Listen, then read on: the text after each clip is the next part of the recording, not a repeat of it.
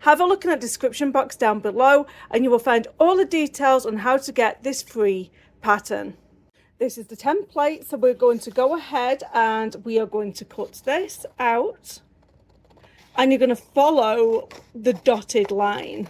You still want to include this gap here because it's your seam allowance. So basically I'm going to cut all the way around all 4 of the shapes. So I've cut everything out. This is what we're left with. Let's take section A, work on it together, and then you can do the other 3 by yourself. When it comes to foundation paper piecing, you need to make sure that you have pieces of fabric bigger than this part here. This is where our seam allowance is. So this is A1 and it's yellow. So what I generally like to do is fold this back. So basically it's going to be 1/4 of an inch from this line here. And then also we need an A2.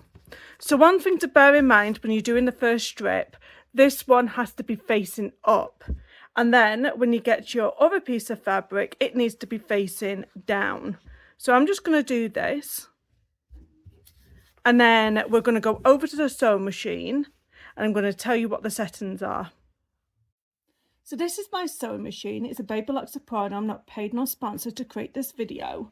In the top of my thread here, well it will be, is a white polyester Gutermann that I use for all of my piecing.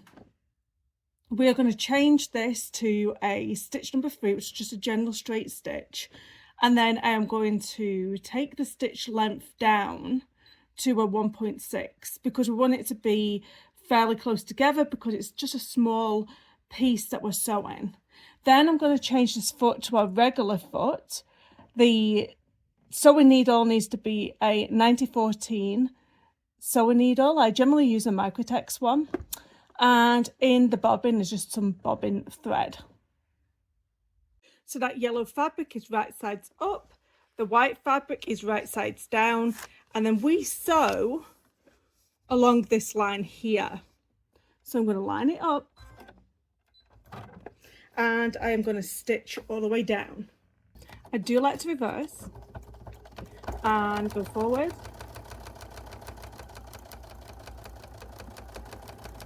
Then when you come to the end, reverse. And there we go. I like to keep these threads tidy, so I like to keep these trimmed up. And trim this,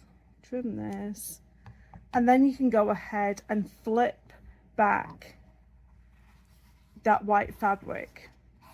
I think it's a little bit over 1/4 of an inch as well. What I'm going to do is take a little bit of this off before I do that, and now let's flip that back.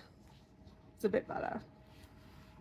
And then you're just going to press that all the way down, and you're going to turn it over, and then I want to sew in between A2 and A3. So I'm going to fold this back, then I'm going to take this bit off,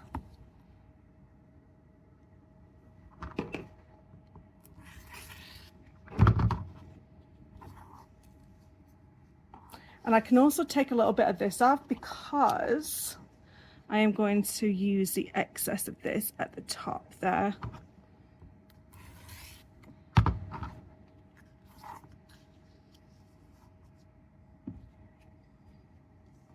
Maybe I use another one here. I've got a little bit here.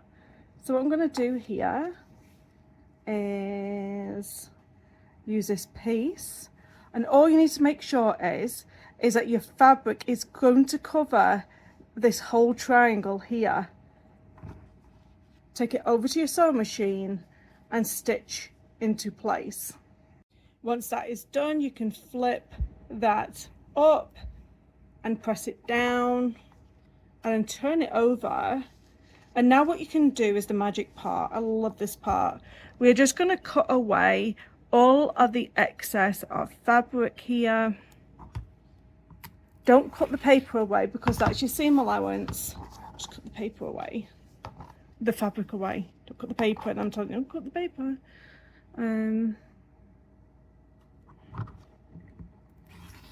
There we go.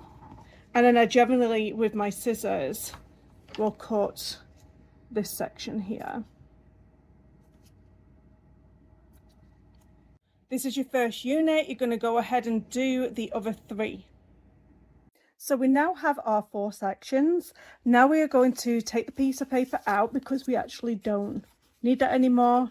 And I find that if you just bend it slightly, it comes right out. Just be careful not to tear your threads.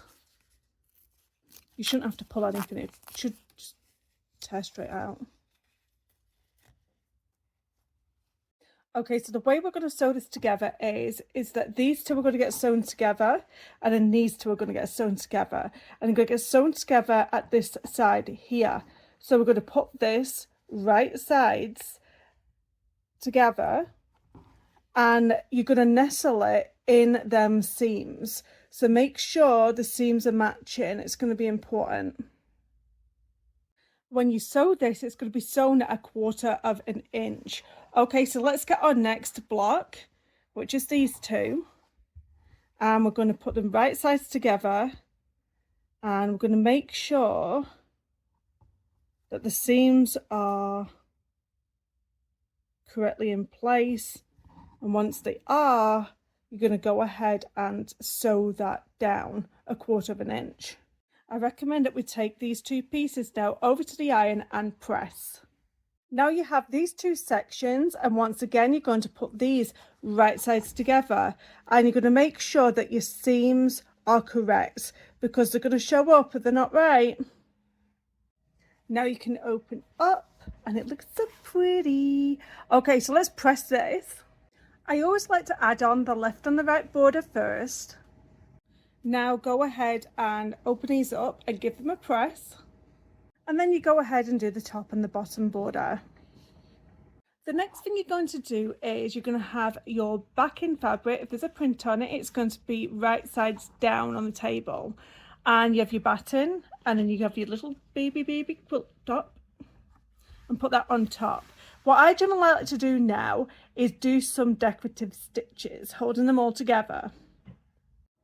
Here we go. I use stitch 53, and it's a satin stitch.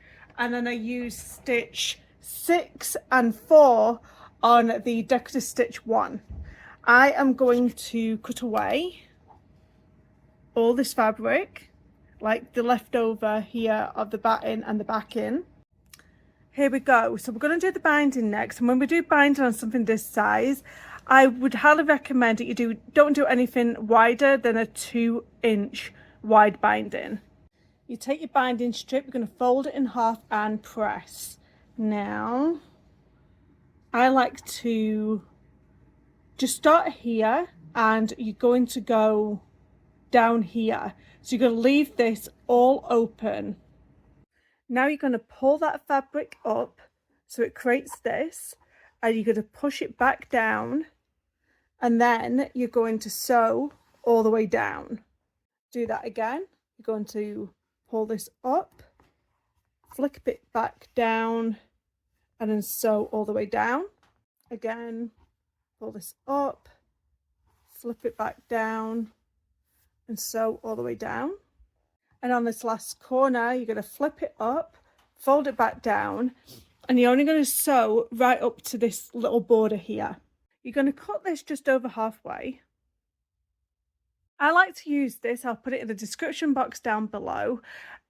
If you decide to click on that link, it is an Amazon link, and I may get a commission if you purchase at no extra cost to you. Now I'm going to place this down on the 2,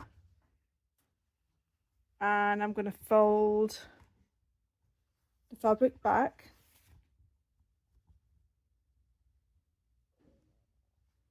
Make sure everything is laying flat. And then I'm going to cut that away.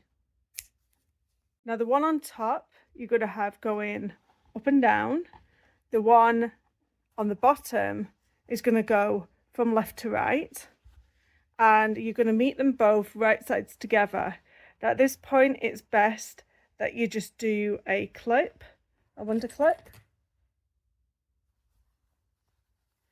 You want to get this corner flat because you want to do a line at this corner here, and then you want to get it over to this corner. So these are the two corners that you're going to mark a line. I find it, because it's so small, easier to fold the whole unit in half and then work like this. It's best to work from the back. So you just want to lay everything all flat down. You are going to take the clips back out again. Take your ruler, and then from that corner, and it's going to go to the other corner, which is about here, you're going to mark a line going all the way across. So it goes from this corner and it meets this other corner down here.